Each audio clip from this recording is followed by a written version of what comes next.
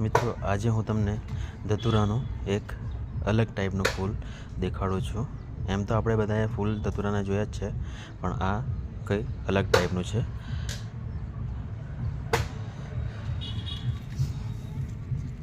જુઓ, આ જુઓ. એમ તો આપણે બધાએ ધતુરાના ફૂલ જોયા હોય, પણ તેમાં આવી રીતે જે લેયર હોય છે એ એક જ લેયરનું ફૂલ જોયું હોય છે. પણ આમાં 1, 2 અને 3 લેયર હોય છે. આમાં શંકર ભગવાનને પ્રિય ધતુરાનું ફૂલ જુઓ.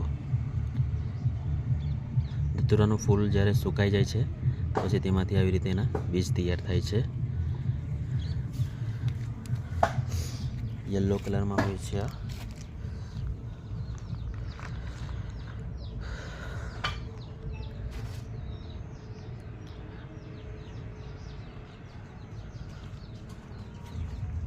તમે જોયા છે ધતુરાના ફૂલ આવા.